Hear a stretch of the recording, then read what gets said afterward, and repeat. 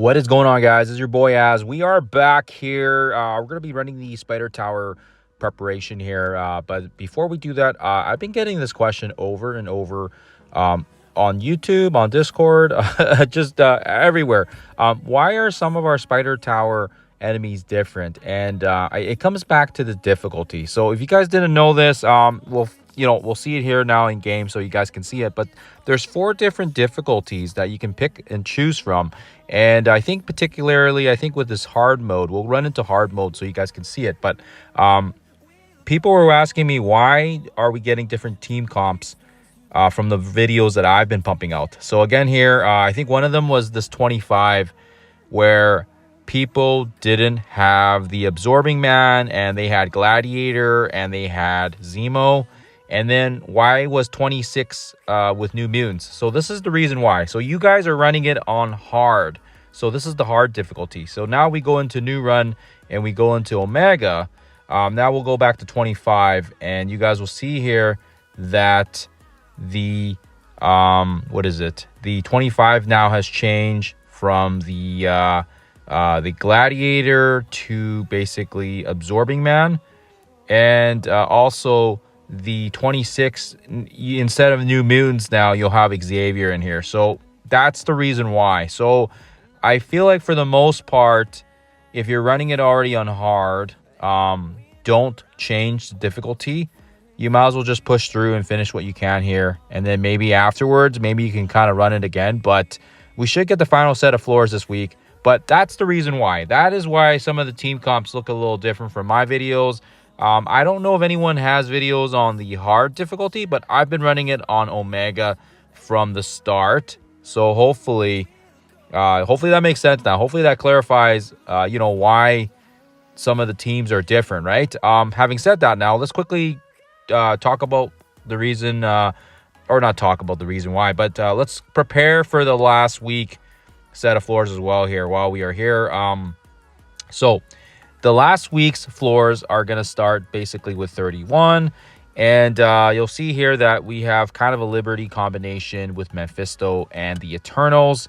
And this is going to be a very, very challenging one, I think, because they have the war buffs active as well. So we're going to get lots of bonuses from the Liberty guys. The Eternals, Timeless Eternals, are also going to be a new a war team as well. So you can bet your butt they're going to be tough to beat because they're reworked, and they've also got some updates to their stats as well. So definitely for sure it's going to be a tough one.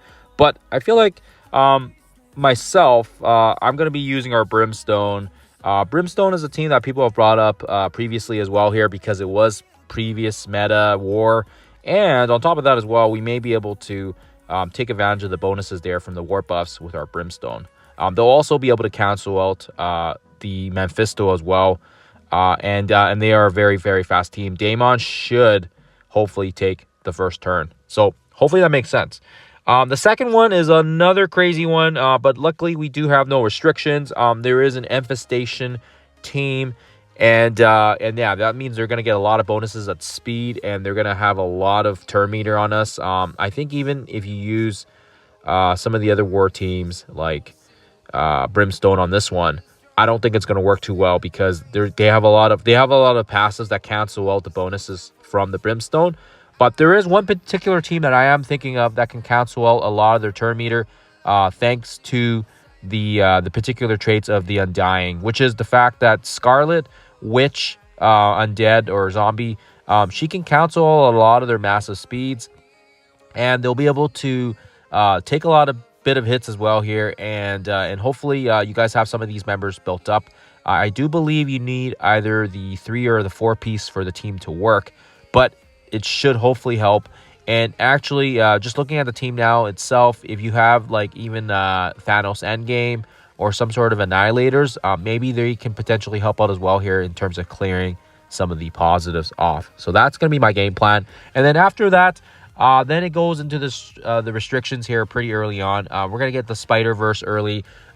Luckily for us, Green Goblin and Absorbing Man and Kingpin and Crossbones, those are all very, very slower characters. So we should be okay here, I think, to savor some of our Insidious 6 members. It is Spiderverse, so we should be able to take advantage of some of the fast speed characters that we have available, which kind of includes like Black Cat, Silver Sable. I may be able to implement maybe Scorpion Breaker in here as well. And then, yeah, you can use some of the other Sinister 6 members as well here to help you out.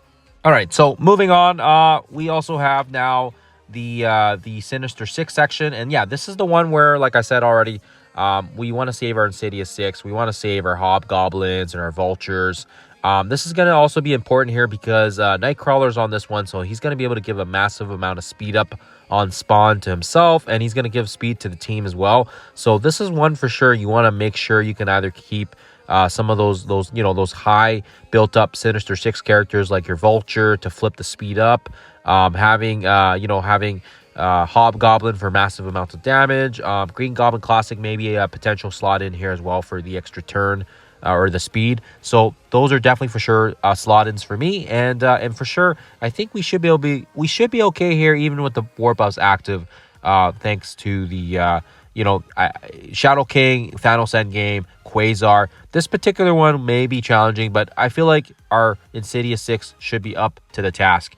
Moving on here, number 35, non-mythic X-Men. So again, this is calling for basically, it's calling for our Exalted X-Men, right? That's kind of the team that's been kind of our go-to for a lot of these teams, and maybe potentially, New Moons may be a play here as well, but I doubt it. I feel like everyone's just gonna have to use Exalted, and we'll see here how that goes. But everyone, I think is used to the typical pattern now. We've been using Exalted pretty much in all the floors from the previous weeks, so it only makes sense that they'll be used here as well. Moving on to 36, Cosmic section. We are able to use the Mythics here, so if you have your Odin ready, Odin will definitely for sure be a key player here. Fantastic Four may also be potentials as well here because they'll be able to cancel out their opposing Fantastic Four members. So for sure, you may want to keep those guys in the back pocket as well, and perhaps even have Quasar here to cancel the speed. So Quasar, Odin, Fantastic 3, definitely for sure. They're going to be definitely important pieces here for this one, and I feel like nothing different from our other nothing different from the other sections we've already encountered before previously. Oh, I should also mention, because the non-mythic X-Men here, this one does not allow for Professor Xavier to be used. So potentially, what that means here is you can probably use Xavier on one of the first 2 nodes as well here if you can, because you won't be able to use him later on. So you might as well use him earlier on if you have Xavier unlocked. 37 is non-mythic cosmic villain. So again, this section is calling for the Shadow Conclave / Omen. We've been kind of taking advantage of one or the other. So either way, I think one or the other will potentially work here. I have played Retcon several times in War, and between the two of them, I will say that Omen does a better job containing the Retcon team. So for sure, you want to make sure if you are using Omen to make sure your Silver Surfer Breaker doesn't get used in other sections, and to make sure that your Omen team also maybe potentially gets a bit of love as well here. 38 is going to be it's going to be a Winter Guard lineup, but that's not going to be too much of an issue here. We're going to be able to slot in our Symbiote 6, and they should be able to wipe the floor on this floor as well here without too many issues. 39, we'll be able to take advantage of our Amazing Avengers.